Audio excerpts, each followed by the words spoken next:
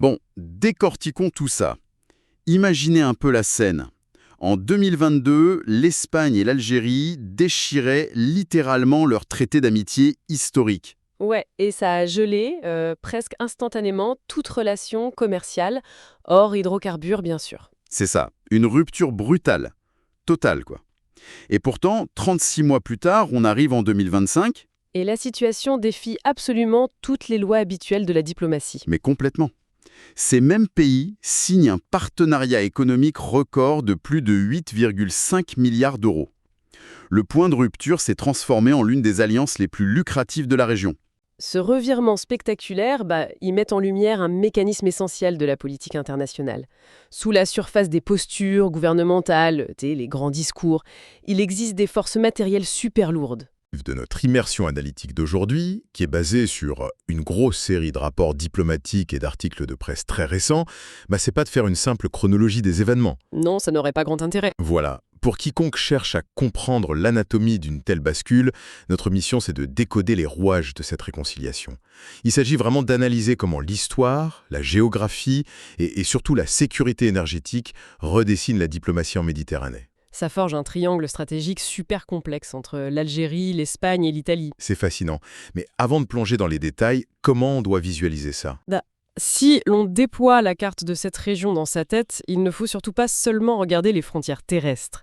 Le véritable enjeu, il se lit dans le réseau hyper complexe d'artères énergétiques sous-marines. Les gazoducs, quoi. Ouais, ces infrastructures, elles ne pompent pas seulement du gaz. Elles agissent comme les principaux vecteurs d'influence, de stabilité industrielle et même de chantage politique parfois pour l'ensemble du continent européen. D'accord, alors décortiquons les origines de cette fracture. Pour saisir l'ampleur de ces fameux 8,5 milliards d'euros d'échanges en 2025, il faut vraiment regarder le point de rupture de 2022. La racine du problème. C'est ça. Et cette crise, elle porte un nom très précis dans tous les documents qu'on a épluchés. C'est le dossier du Sahara occidental. Le gouvernement espagnol, qui était dirigé par Pedro Sánchez à l'époque, a brusquement modifié sa ligne diplomatique historique sur ce territoire. Alors là, il faut faire une très courte parenthèse pour clarifier la mécanique de ce conflit géopolitique, parce que c'est vraiment le déclencheur de toute la crise. Vas-y, je t'écoute. Le Sahara occidental, c'est un territoire disputé. D'un côté, le Maroc revendique sa souveraineté et propose un plan d'autonomie. De l'autre côté, le Front Polisario revendique l'indépendance à travers un référendum d'autodétermination qui est soutenu par plusieurs résolutions des Nations Unies. Et c'est là qu'intervient l'Algérie. Tout à fait. L'Algérie, c'est le soutien diplomatique et logistique historique du Front Polisario. Et jusqu'en 2022, l'Espagne, en tant qu'ancienne puissance coloniale de ce territoire, elle maintenait une position d'équilibriste. Une neutralité prudente, en gros. Voilà, une position strictement alignée sur le cadre onusien. Sauf que, patatras, en 2022, Madrid opère un revirement soudain. Il s'aligne publiquement sur la position marocaine. Et là, la réaction d'Alger, d'après les rapports, elle a été immédiate et implacable. Oh, complètement. Ça a été perçu comme la réponse logique à une ligne rouge franchie. Parce que c'est un sujet ultra sensible. C'est le moins qu'on puisse dire. La doctrine diplomatique algérienne est vraiment réputée pour son intransigeance sur les questions de décolonisation et de droit international. Le mouvement espagnol a été traité comme une violation directe de ces principes. Et la sanction administrative ne s'est pas fait attendre. Suspension immédiate du traité d'amitié, de bon voisinage et de coopération. Même les transactions bancaires pour le commerce extérieur ont été bloquées, c'est fou. Un coup d'arrêt total. Ouais, la diplomatie s'arrête, mais la géographie demeure. L'analogie qui me vient en tête, c'est celle de deux voisins qui se disputent. C'est un peu comme se fâcher avec le voisin qui possède l'unique puits d'eau du village. C'est une excellente image. À un moment donné, on peut claquer la porte. On peut cesser de se dire bonjour par principe, mais quand la sécheresse s'installe, la soif l'emporte sur l'ego et on finit par devoir s'asseoir à la même table. C'est exactement ce qui s'est passé. Dans le cas de l'Espagne, cette nécessité portait un nom industriel, le gaz naturel. L'or invisible. C'est ça. La diplomatie espagnole a fini par percuter un mur économique de plein fouet. Mais alors, comment Pedro Sánchez a-t-il pu manœuvrer pour rétropédaler ?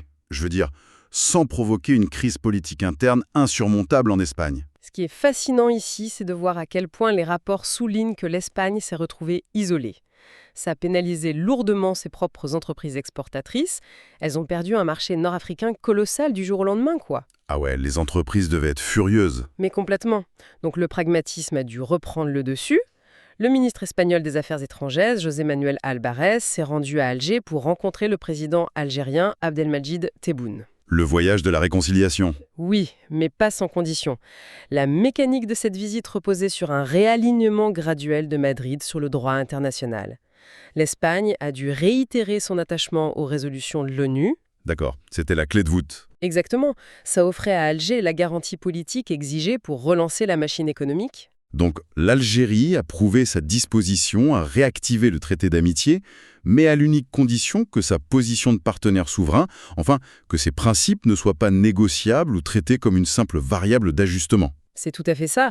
La géographie et l'histoire finissent toujours par imposer leur logique sur les différents conjoncturels. Ce qui nous amène à la ressource fondamentale qui a forcé ce retour à la table des négociations. Cette fameuse source d'eau de notre analogie du village, elle prend la forme du Medgaz. Le fameux gazoduc. Ouais. Les chiffres sont dingues. Cette infrastructure couvre environ 35% des besoins en gaz de l'Espagne.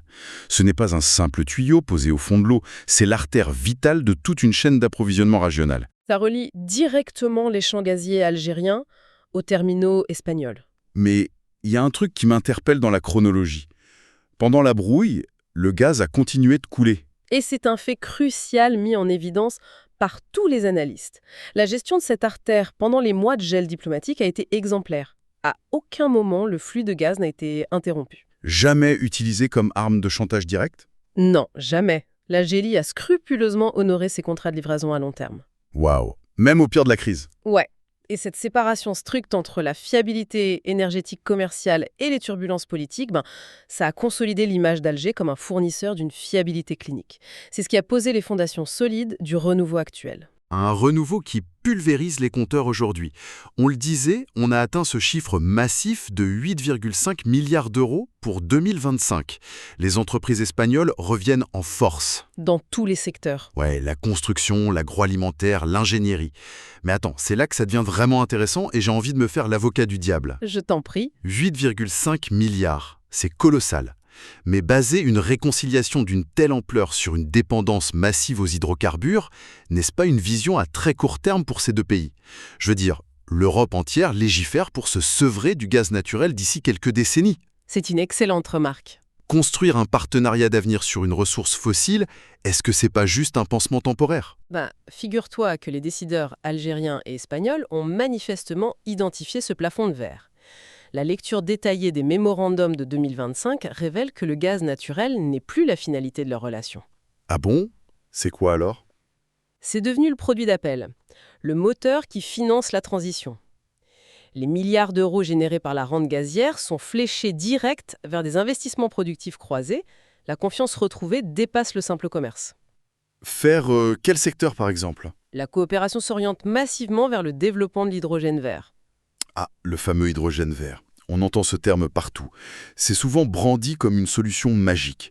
Mais concrètement, comment ça se traduit dans la réalité industrielle de cet accord ? C'est très concret en fait.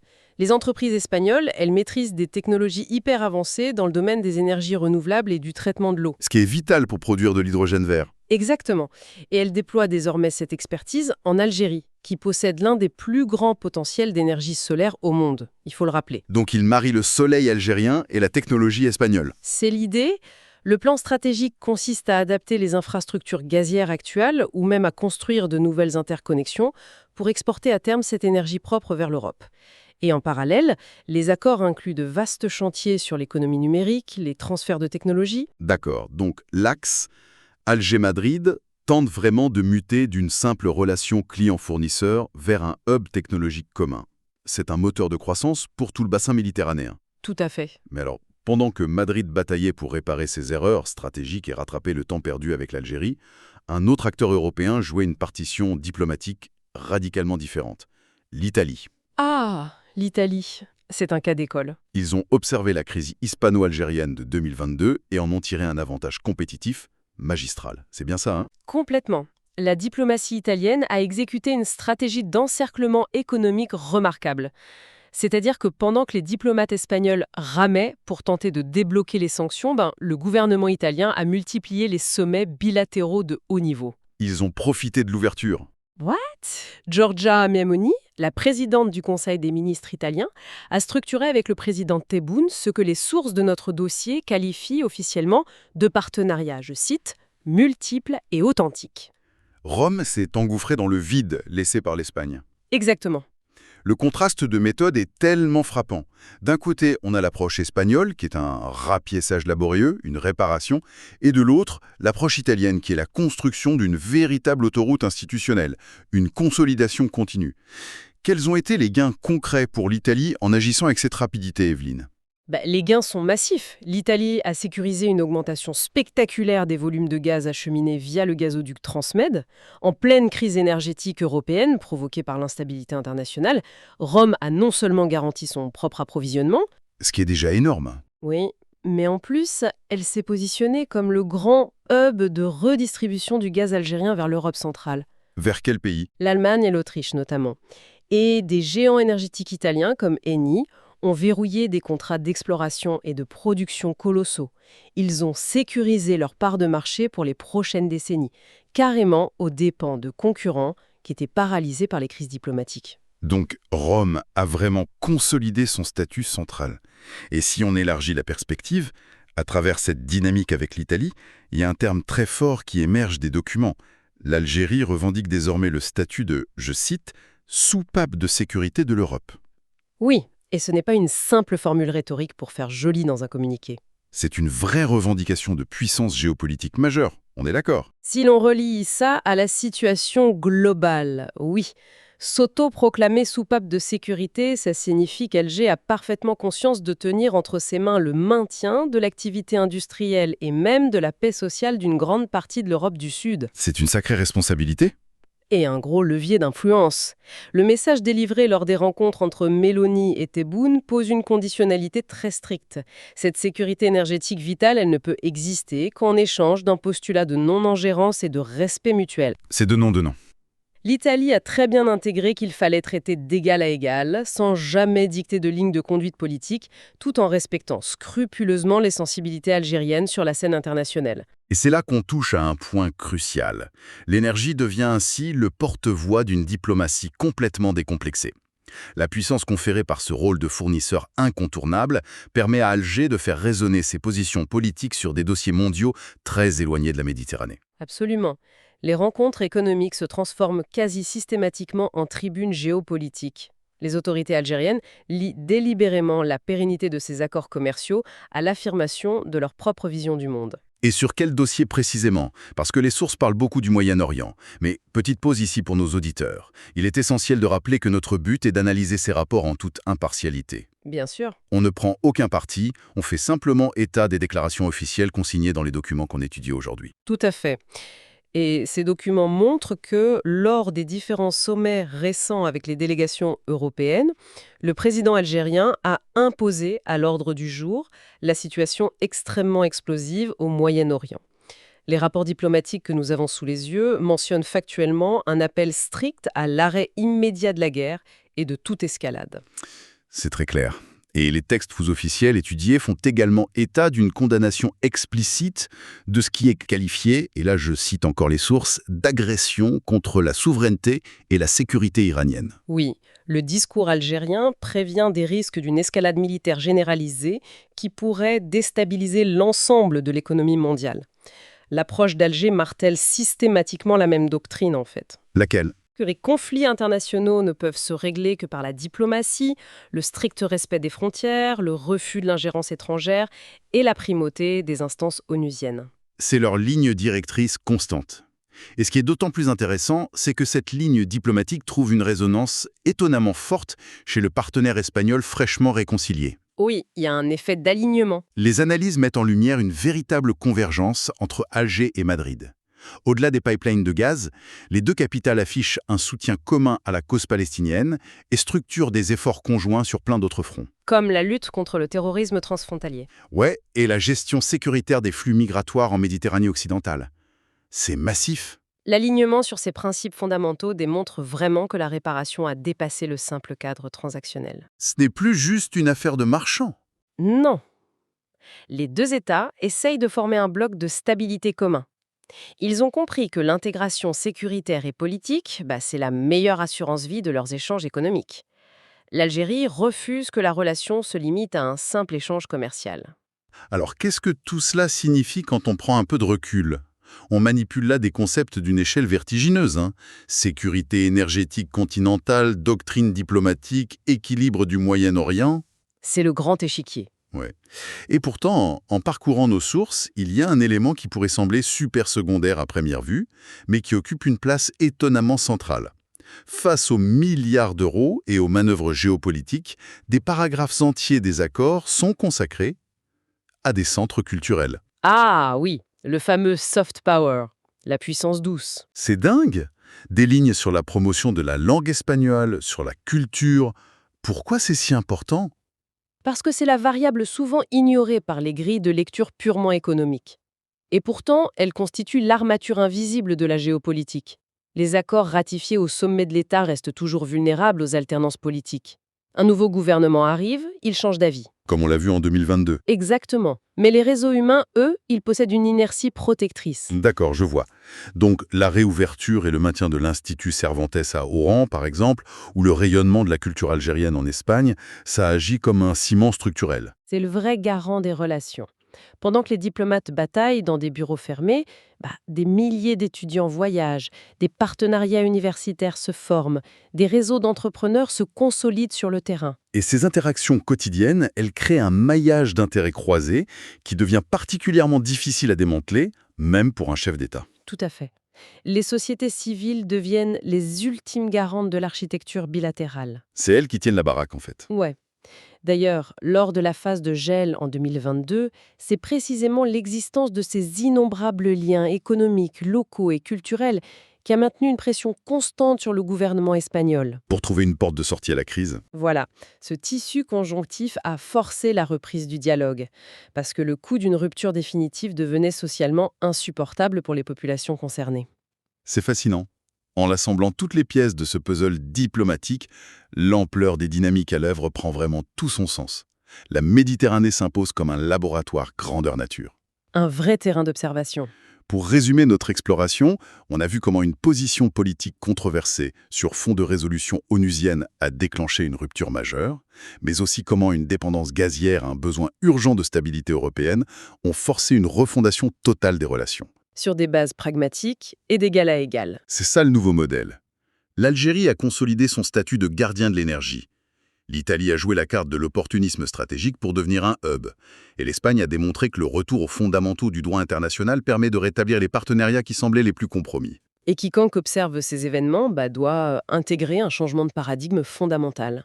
L'actualité ne se lit plus en silo. C'est-à-dire, Ce n'est pas juste une affaire de gaz d'un côté ou une affaire diplomatique de l'autre.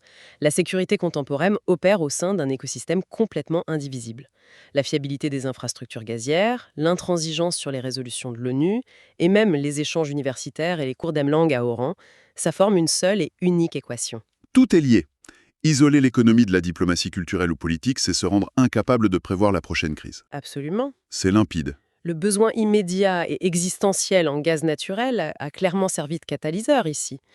Cette urgence a contraint la diplomatie européenne à s'adapter et à imposer ce fameux respect mutuel rigoureux par la force des réalités industrielles. Mais d'ailleurs, cela soulève une question importante et un défi majeur pour l'avenir de la région. Lequel ? Pense au plan de transition énergétique de l'Europe. Il vise une neutralité carbone dans les prochaines décennies. Ouais, sortir des énergies fossiles. Voilà. Si cette mutation réussit vraiment, et que l'Europe parvient à remplacer l'essentiel de sa consommation d'hydrocarbures par des énergies renouvelables et de l'hydrogène domestique, la dynamique de pouvoir s'en trouvera complètement bouleversée. Le rapport de force s'inversera inévitablement. Aujourd'hui, c'est le besoin critique en gaz qui force la réconciliation. Mais dans quelques décennies, si ce besoin vital disparaît, est-ce que ces traités d'amitié chèrement reconstruits survivront par la seule force de l'habitude institutionnelle et du soft power ? C'est toute la question. Sans les hydrocarbures qui perdraient de leur importance stratégique, ces traités tiendront-ils toujours de même ? L'Europe et l'Afrique du Nord devront concevoir un tout nouveau paradigme. Trouver une nouvelle monnaie d'échange pour garantir leur paix commune. Sans le gaz comme garant de la sécurité régionale, ces nations seront condamnées à innover, à trouver de nouveaux vecteurs d'interdépendance technologique ou sécuritaire pour empêcher la Méditerranée de se fracturer à nouveau. Réflexion vertigineuse pour clore notre analyse. Le pragmatisme diplomatique n'aura d'autre choix que d'inventer de nouveaux moteurs de coopération. Plonger dans la mécanique interne de ces crises nous révèle vraiment comment des